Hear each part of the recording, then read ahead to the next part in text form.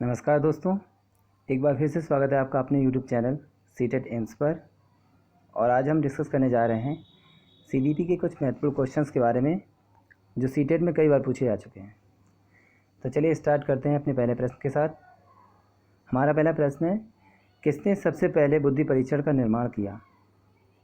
हमारे ऑप्शंस हैं, option A David Wechsler, option B Alfred Binet, option C Charles Edward Spearman और option D है Robert Sternberg. तो यहाँ पर हमारा जो राइट आंसर होगा वो होगा ऑप्शन डी एल्फ्रेड बिने। देखिए, इन्होंने 1905 में बुद्धि परीक्षण का निर्माण किया था। यहीं पर बात आती है आईक्यू, बुद्धि लब्धि, या जिसे इंटेलिजेंस क्वेश्चन के नाम से जाना जाता है। तो ये जो टर्म है वो दिया था स्टर्न ने, और आईक्यू का फार्मूला दिया था मानसिक आयु बटे वास्तविक आयु इंटू 100, सही फार्मूला तो वो दिया था टर्नमन ने। तो यहाँ पर आपको कंफ्यूज नहीं होना है, आई थिंक आपको क्लियर हुआ होगा। तो चलिए बढ़ते हैं अगले क्वेश्चन की तरफ। तो दोस्तों, हमारा अगला क्वेश्चन है, निम्नलिखित में से कौन प्राथमिक समाजीकरण माध्यम है? हमारे ऑप्शंस हैं, ऑप्शन ए है विद्यालय, ऑप्शन बी है सरकार, ऑप्शन सी है मीडिया तथा ऑप्शन डी है परिवार। तो दोस्तों, यहाँ पर हमारा जो राइट आंसर होगा वो होगा ऑप्शन डी परिवार। देखिए, सबसे पहले बच्चे का सामाजिकरण जो होता है वो परिवार से ही आरंभ हो जाता है। सर्वप्रथम वह अपने परिवार के सदस्यों के साथ अंतःक्रिया करता है। और यहीं पर बात अगर द्वितीय क्या गौड़ समाजीकरण माध्यम किया है तो उसमें हमारे विद्यालय, पास पड़ोस तथा अन्य सारी चीज़ें आ जाएंगी। क्योंकि हमारे यहाँ पर प्राथमिक समाजीकरण माध्यम की बात की गई है, तो यहाँ पर हमारा राइट आंसर हो जाएगा परिवार। चलिए बढ़ते हैं अगले क्वेश्चन की तरफ। हमारा अगला क्वेश्चन है, 1 वर्ष तक के शिशु जब आँख, कान व हाथों से सोचते हैं तो निम्नलिखित में से कौन सा स्तर शामिल होता है? हमारे ऑप्शंस हैं, ऑप्शन ए है मूर्त संक्रियात्मक स्तर, ऑप्शन बी है पूर्व संक्रियात्मक स्तर, ऑप्शन सी है इंद्रिय जनित गामक स्तर तथा ऑप्शन डी है अमूर्त संक्रियात्मक स्तर। तो दोस्तों, हमारा जो राइट आंसर होगा वो होगा ऑप्शन सी इंद्रिय जनित गामक स्तर, या इसे संवेदी पेशी अवस्था भी कहते हैं, जो ये 0 से 2 वर्ष तक रहती है। बात यहीं पर पूर्व संख्यात्मक स्तर की बात की जाए तो वो रहता है 2 से 7 वर्ष तक। मूर्त संख्यात्मक स्तर रहता है 7 से 11 वर्ष तक, और 11 वर्ष से अधिक की आयु में रहता हमारा अमूर्त संक्रियात्मक स्तर। तो आई थिंक आपको समझ में आया होगा। बढ़ते हैं अगले क्वेश्चन की तरफ। दोस्तों, हमारा अगला क्वेश्चन है, निम्न में से कौन सा समाजीकरण की निष्क्रिय एजेंसी है? हमारे ऑप्शंस हैं, ऑप्शन ए स्वास्थ्य क्लब, ऑप्शन बी है परिवार, ऑप्शन सी है इको क्लब तथा ऑप्शन डी है सार्वजनिक पुस्तकालय। तो यहाँ पर हमारा जो राइट आंसर होगा वो होगा ऑप्शन डी सार्वजनिक पुस्तकालय। देखिए, पुस्तकालय में लोग आपस में इंटरेक्शन नहीं करते हैं, वो दूसरों के व्यवहार को देखकर कि हाँ यहाँ पर शोर नहीं करना है, उस प्रकार सीखते हैं। तो सीखते तो हैं लेकिन निष्क्रिय रूप से। तो यहाँ पर हमारा जो राइट आंसर हो जाएगा वो होगा सार्वजनिक पुस्तकालय। बढ़ते हैं अगले क्वेश्चन की तरफ।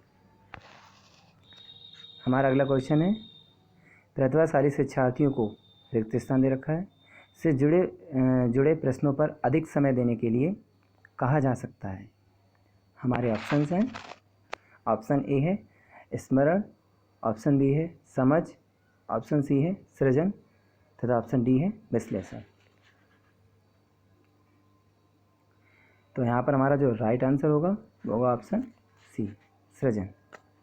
देखिए, प्रतिभाशाली बालकों की 3 विशेषताएं होती हैं, हाई एबिलिटी, हाई क्रिएटिविटी और हाई कमिटमेंट, यानी उच्च योग्यता, उच्च सृजनात्मकता और उच्च वचनबद्धता। देखिए, कभी कभी यही क्वेश्चन डायरेक्ट पूछ लिया जाता है कि प्रतिभाशाली बालकों की विशेषताएं क्या हैं। तो वहाँ पर ये 3 ऑप्शन दे रखे होंगे, हमारा वही राइट ऑप्शन हो जाएगा, उच्च योग्यता, उच्च सृजनात्मकता और उच्च वचनबद्धता। देखिए, सृजनात्मकता का मतलब होता है क्रिएटिव होना। प्रतिभाशाली बालकों का चिंतन जो है अपसारी होता है, वो किसी भी चीज़ के बारे में ब्रॉड थिंकिंग रखते हैं। तो आई थिंक आपको क्लियर हो गया होगा। बढ़ते हैं अगले क्वेश्चन की तरफ। ये थोड़ा क्रॉप हो गया है, पढ़ देता हूँ। लेब बास्की के अनुसार अधिगम, हमारे ऑप्शन है एक व्यक्तिगत गतिविधि है, ऑप्शन बी है एक निष्क्रिय गतिविधि है, ऑप्शन सी है एक अनुबंधित गतिविधि है, तथा ऑप्शन डी है एक सामाजिक गतिविधि है। तो दोस्तों यहाँ पर हमारा जो राइट आंसर होगा वो होगा ऑप्शन डी, एक सामाजिक गतिविधि है। ले बास्की का जो सिद्धांत है सामाजिक एवं सांस्कृतिक सिद्धांत, उसमें भी उन्होंने पारस्परिक अंतःक्रिया की बात की है कि बच्चा समाज से अंतःक्रिया करके सीखता है। तो हमारा राइट ऑप्शन होगा एक सामाजिक गतिविधि है लेब बास्की के अनुसार। तो बढ़ते हैं अगले क्वेश्चन की तरफ।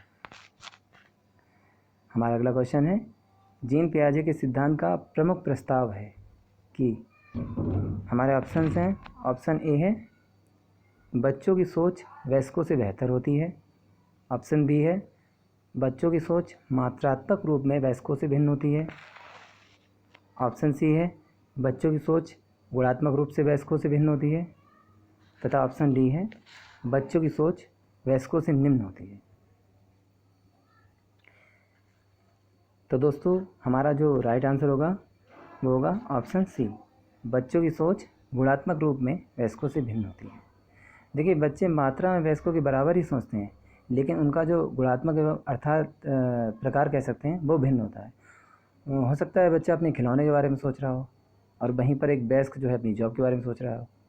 तो प्रकार भिन्न हो सकता है लेकिन मात्रा सेम रहती है। तो यहाँ पर हमारा ऑप्शन सी सही हो जाएगा, बच्चों की सोच गुणात्मक रूप से अर्थात प्रकार जो है उसका चेंज होता है।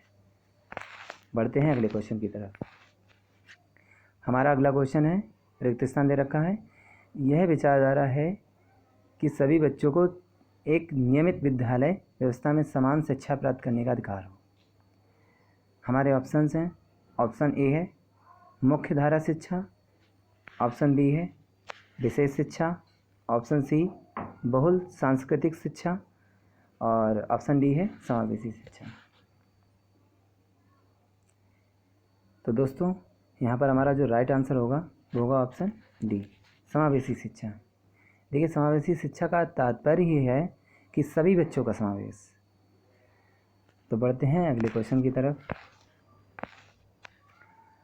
हमारा अगला क्वेश्चन है, मौखिक संवाद जो बच्चे अपने आप से करते हैं उन्हें लेब वाइगोत्स्की क्या कहते हैं। यहाँ पर हमारे ऑप्शन है, ऑप्शन ए व्यक्तिगत वार्ता, ऑप्शन बी है भ्रांत वार्ता, ऑप्शन सी है समस्यात्मक वार्ता, तथा ऑप्शन डी है अहम केंद्रित वार्ता। तो दोस्तों यहाँ पर हमारा जो राइट आंसर होगा वो होगा ऑप्शन ए, व्यक्तिगत वार्ता। लेब वाइगोत्स्की ने इसे प्राइवेट स्पीच यानी व्यक्तिगत वार्ता कहा है। और यहीं पर अगर बात पियाजे की जाए तो उन्होंने इसे अहम केंद्रित वार्ता कहा है, ईगो सेंट्रिक स्पीच। क्योंकि यहाँ पर बात लेब वाइगोत्स्की की जा रही है, इसलिए यहाँ पर हमारा ऑप्शन ए व्यक्तिगत वार्ता ठीक होगा। बढ़ते हैं अगले क्वेश्चन की तरफ। हमारा अगला क्वेश्चन है, सीखने की अंतर्दृष्टि सिद्धांत पदोन्नत किया है। हमारे ऑप्शंस हैं जीन पियाजे, पियाजे, वाइगोत्स्की, ऑप्शन सी है गेस्टाल्ट सिद्धांतकार, तथा ऑप्शन डी है पैवलॉव।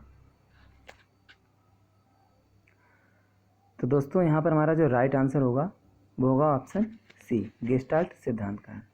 देखिए ये गेस्टाल्ट जैसे एक विचारधारा का नाम है, जैसे प्रयोजनवाद, व्यवहारवाद, तो उसी तरह गेस्टाल्टवादी विचारधारा भी है। और इसमें 4 लोगों का नाम आता है, कोहलर, कोफका, लेविन और बर्दिमर। अगर गेस्टाल्टवाद के जनक की बात की जाए तो वो है बर्दिमर। तो कभी कभी ये क्वेश्चन भी आ जाता है कि गेस्टाल्टवाद के जनक का नाम बताइए, तो हमारा ऑप्शन होगा, राइट ऑप्शन होगा बर्दिमर। अच्छा इस क्वेश्चन को एक और तरह से पूछा जाता है कि सोच का सिद्धांत किसने पदोन्नत किया है या किसने दिया है। सीखने की अंतर्दृष्टि सिद्धांत को सोच का सिद्धांत भी कहते हैं। तो वहाँ पर अगर ऑप्शन कोहलर आता है तो हमारा वो ऑप्शन सही होगा। तो आई थिंक आपको समझ में आया होगा। तो इसी के साथ हमारे सारे क्वेश्चंस कंप्लीट होते हैं। आशा करता हूँ कि आपको ये वीडियो अच्छी लगी होगी, और अगर वीडियो अच्छी लगी हो तो इसे लाइक ज़रूर करें और कमेंट करें। तो तो चलिए मिलते हैं नेक्स्ट वीडियो में। तब तक के लिए keep like, keep watching, keep sharing and don't forget to subscribe my channel. C TET aims. नमस्कार, अलविदा, टेक केयर।